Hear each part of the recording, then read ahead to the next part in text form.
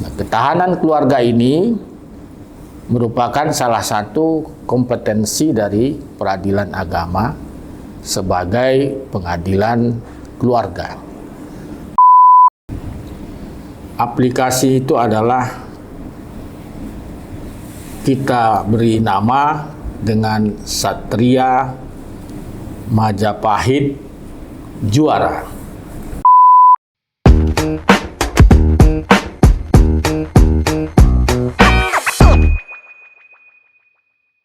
Assalamualaikum warahmatullahi wabarakatuh. Waalaikumsalam warahmatullahi wabarakatuh. Pada kesempatan hari ini, Pengadilan Tinggi Agama Surabaya ingin menginformasikan kegiatan Pengadilan Tinggi Agama Surabaya pada bulan Januari ini, tepatnya pada hari Kamis tanggal 22 dan hari Jumat tanggal 23 Januari 2026. Kegiatan hari Kamis itu adalah kegiatan MOU dengan gubernur dan instansi lainnya. Tidak kurang dari 18 instansi yang akan bekerja sama dengan Pengadilan Tinggi Agama Surabaya.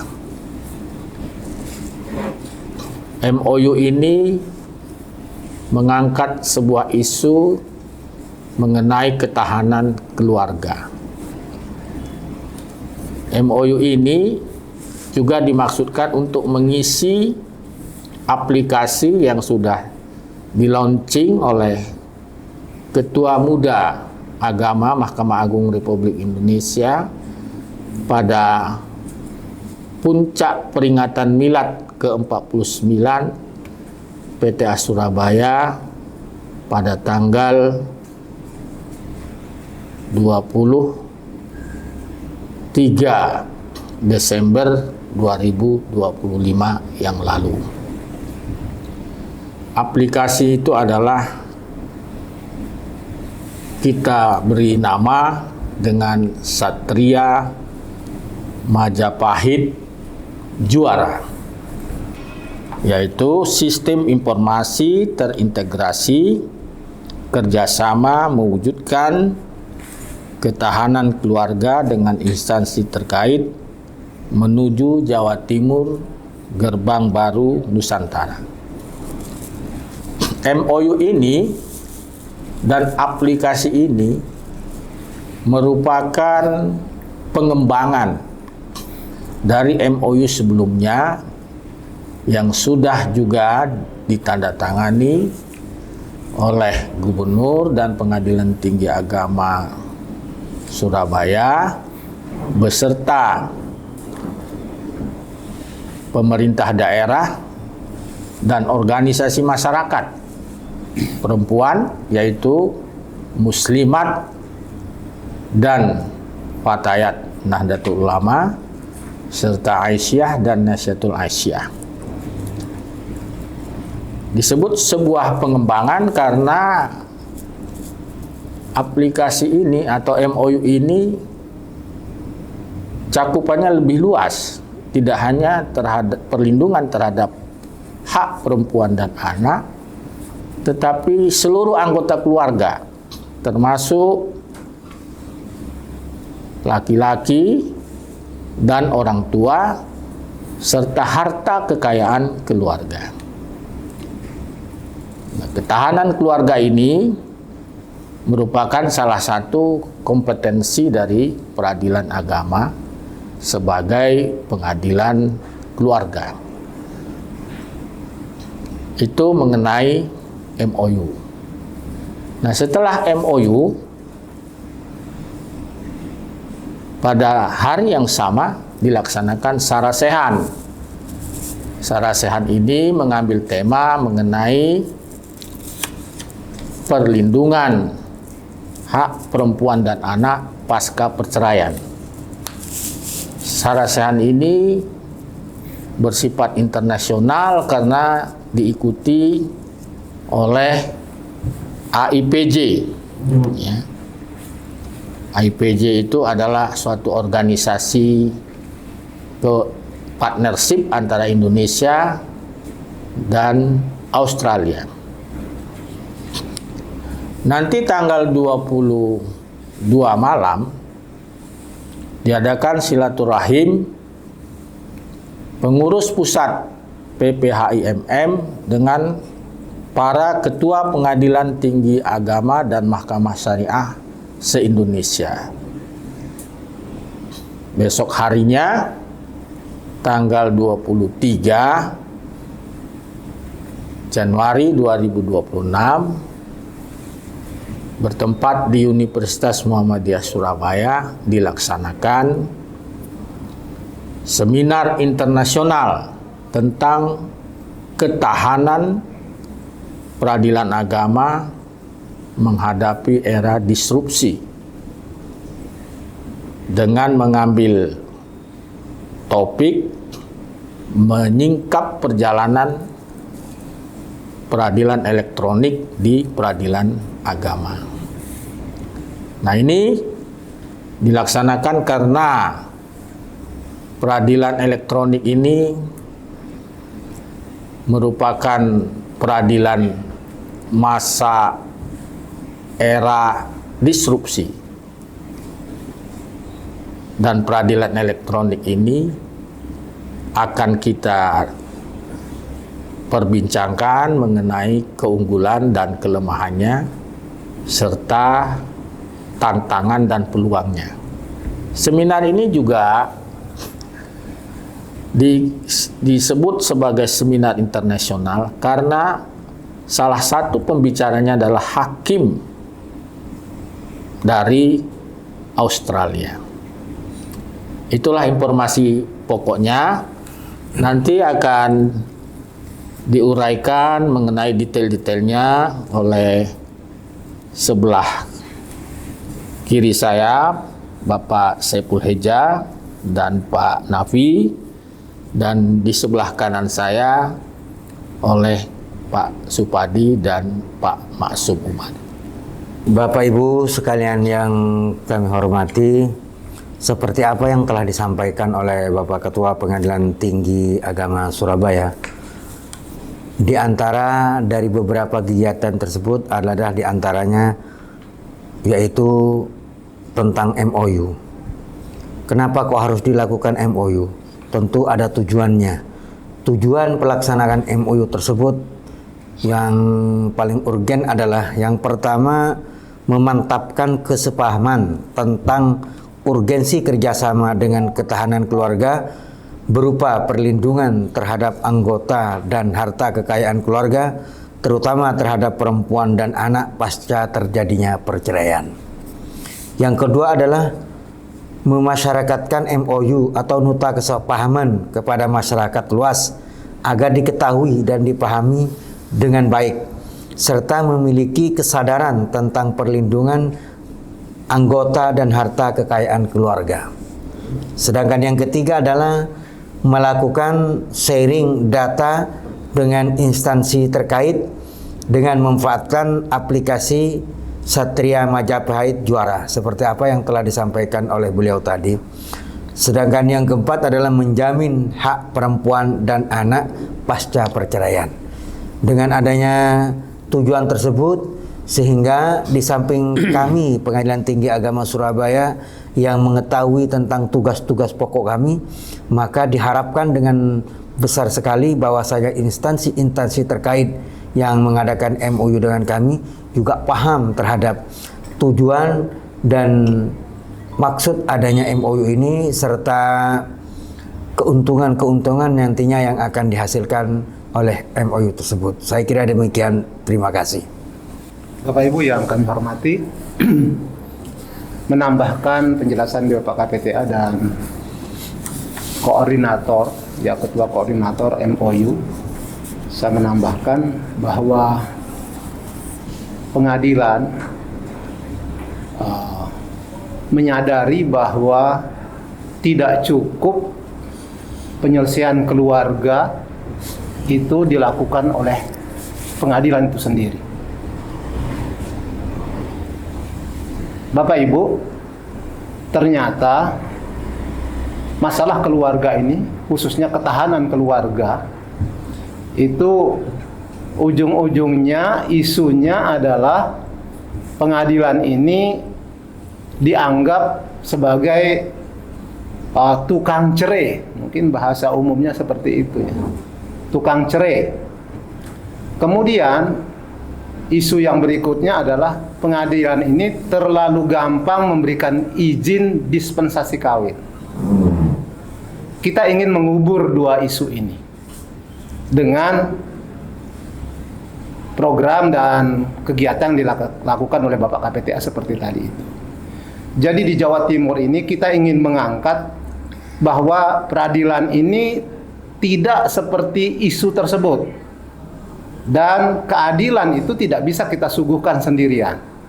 Posisi peradilan itu, peradilan agama khususnya, itu pada posisi akhir, ya. Ada preventifnya, ada represifnya. Peradilan ini pada posisi represif, akhir, dan ada asas yang dipertahankan oleh peradilan bahwa peradilan itu tidak boleh menolak perkara yang diajukan padanya.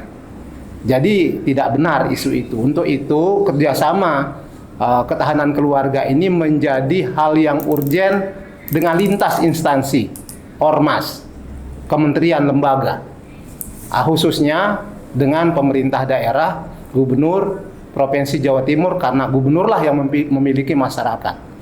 Untuk itu Bapak Ibu, kerjasama ini melibatkan ada beberapa klaster, ya kami bagi, ada klaster kementerian lembaga, yaitu ada Kementerian Agama, BKKBN, Badan Pertanahan Nasional, Direktorat Jenderal Kekayaan Negara, kemudian ada klaster instansi atau dinas, itu gubernur dengan dinas-dinas terkait di bawahnya, dinas kesehatan, dinas sosial, tenaga kerja, biro hukum, ya, BKD. Ini kita libatkan semua. Kemudian klaster universitas. Sebagian besar universitas yang ada di Jawa Timur ini kita libatkan, termasuk fakultas-fakultas yang berkaitan dengan peradilan agama, psikologi dan kesehatan termasuk, serta ekonomi, fakultas ekonomi. Kemudian klaster perbankan, kami bekerja sama dengan Bank Syariah Indonesia dan Bank Rakyat Indonesia. Kemudian klaster profesi dengan masyarakat jasa penilai, profesi jasa penilai.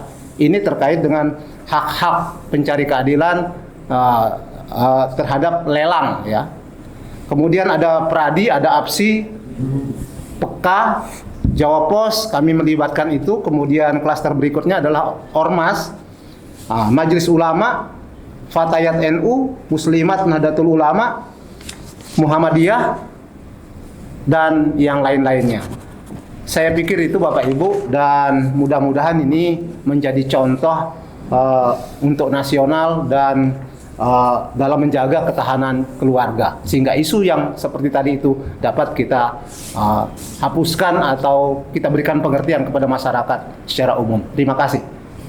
Baik, selanjutnya saya akan menyambung apa yang sudah disampaikan oleh Bapak Ketua Pengadilan Tinggi Agama Surabaya tadi berkaitan tentang seminar internasional dengan tema ketahanan peradilan agama dalam menghadapi era disrupsi. Bapak Ibu yang saya hormati, seminar ini dilaksanakan oleh Pengadilan Tinggi Agama Surabaya bekerja sama dengan Pusat Pengembangan Hukum Islam dan Masyarakat Madani serta Universitas Muhammadiyah Surabaya. Seminar ini diadakan dengan tujuan untuk memetakan permasalahan yang timbul dan dialami peradilan agama pada era digital, sekaligus mencari solusi langkah-langkah yang jitu agar peradilan agama tetap dapat melaksanakan tugas pokok dan fungsinya dalam menghadapi revolusi perubahan zaman, yaitu di era digital ini. Bapak Ibu yang saya hormati, Mengapa seminar ini dikatakan seminar internasional? Karena seminar ini akan melibatkan pembicara atau narasumber dari Australia. Dan seminar ini akan diikuti pesertanya berjumlah kurang lebih 600 peserta. Itu dari beberapa klaster.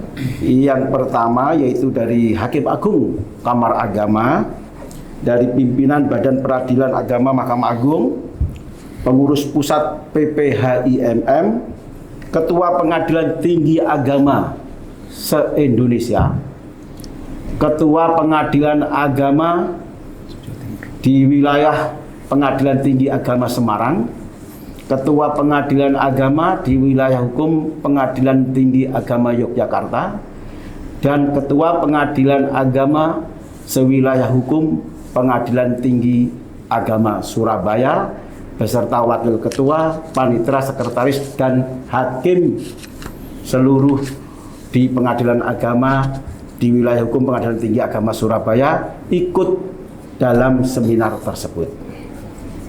Bapak Ibu yang saya hormati, adapun narasumber yang akan berbicara di dalam seminar internasional tersebut sebagai keynote speaker atau pembicara utama adalah Ketua Kamar Agama, yaitu Yang Mulia Dr. Haji Yasardin SHMHum. Selanjutnya sebagai pembicara lagi adalah Profesor Dr. Andes Haji Amran Suadi SHMHum MM. Beliau sebagai mantan Ketua Kamar Agama akan membicarakan mengenai problematika eksekusi di era disrupsi. Selanjutnya dari Hakim Federal Australia yang akan bertukar pengalaman dengan kita menghadapi era disrupsi. Selanjutnya Dirjen Badilak Mahkamah Agung Republik Indonesia, yaitu Bapak Dr. Andes Haji Mukhlis SHMH, nanti akan membicarakan tentang kebijaksanaan Badan Peradilan Agama tentang sarana dan prasarana serta administrasi yudisial elektronik. Selanjutnya juga akan mendatangkan dari Australia Indonesia Partnership for Justice atau AIPJ 3 nanti yang akan berbicara mengenai mewujudkan peradilan agama berkelas dunia. Dan tidak kalah pentingnya Bapak Dr. H. Ahmad Kamil SHMH, beliau ini sebagai mantan wakil ketua non-yudisial nanti akan mengupas tentang peranan warisan petuah para pendahulu peradilan agama dalam menghadapi era disrupsi. Itulah kegiatan yang akan dilaksanakan dalam seminar internasional pada tanggal 23 Januari 2026. Demikian, terima kasih. Baik, sedikit melengkapi dari informasi yang disampaikan oleh Bapak Ketua Pengadilan Tinggi Agama Surabaya, Bapak Hakim Tinggi, dan Bapak Panitra. MOU yang akan dilaksanakan dengan Gubernur Jatim, insya Allah nanti berkenan akan disaksikan oleh Yang Mulia Bapak Ketua Mahkamah Agung Republik Indonesia, dan juga diharapkan juga dapat memberikan arahan dalam kesempatan yang kita bangga bahagiakan pada hari itu. Lalu kemudian juga akan disaksikan oleh Ketua Dewan Perwakilan Daerah Jawa Timur. Insya Allah juga akan berkenan hadir Yang Mulia Ketua Muda Kamar Agama dan Bapak Direktur Jenderal Badan Peradilan Agama Mahkamah Agung Republik Indonesia. Selanjutnya, kegiatan MOU ini insya Allah akan dilaksanakan di Gedung Kebanggaan Gubernur Jawa Timur, Gedung Gerahadi. Insya Allah dapat dipastikan kegiatan itu akan berjalan hikmat dan nikmat. Demikian, terima kasih. Terima kasih kepada Ketua Panitia dan Sekretaris Panitia. Saya ingin menambahkan sedikit bahwa kenapa diperlukan MOU ini? Karena memang tidak bisa dilaksanakan kegiatan ketahanan keluarga ini, perlindungan terhadap keluarga ini hanya oleh pengadilan agama. Kemudian kenapa kita mengambil tema ketahanan keluarga? Karena ketahanan keluarga ini sangat penting dan menjadi dasar untuk ketahanan masyarakat dan ketahanan nasional. Ketahanan keluarga ini penting kita wujudkan karena cita-cita bangsa kita untuk memasuki Indonesia emas pada tahun 2045. Sehingga pengadilan agama merasa perlu berkontribusi, mengajak semua masyarakat, stakeholder, instansi-instansi yang terkait untuk memikirkan secara bersama-sama pentingnya ketahanan keluarga ini diwujudkan sehingga cita-cita untuk ketahanan nasional, ketahanan masyarakat itu bisa diraih secara bersama-sama. Kalau masyarakat sudah tahan, keluarga sudah tahan terhadap persoalan-persoalan perkembangan zaman, maka Indonesia emas itu bisa menjadi sebuah realita. Inilah sumbangsih dari peradilan agama di awal tahun 2026 ini. Peradilan agama tidak hanya berfungsi untuk menyelesaikan sengketa, tapi turut serta menyelesaikan permasalahan umat, turut serta sebagai lembaga negara mewujudkan cita-cita negara Indonesia, yaitu masyarakat yang tertib, aman, damai, bangsa yang maju, bangsa yang berkepribadian. Nah, dimulai dari ketahanan keluarga ini. Pengadilan Tinggi Agama mengajak seluruh masyarakat yang berminat untuk berpartisipasi dalam isu yang kita sebutkan tadi, yaitu ketahanan keluarga. Bagi yang berminat untuk hadir bisa menghubungi narahubung, kontak person yang nanti akan disampaikan oleh panitia pada kesempatan menutup sesi sosialisasi ini. Saya kira demikian. Silakan nanti Pak Maksum menyampaikan narahubung yang bisa dihubungi oleh peserta-peserta yang ingin hadir secara langsung. Dua acara pokok ini akan disiarkan secara langsung. Jadi masyarakat akan bisa mengikuti secara live bagi mereka yang tidak bisa hadir di dua event internasional ini. Silakan Pak Maksum disampaikan kontak person panitia.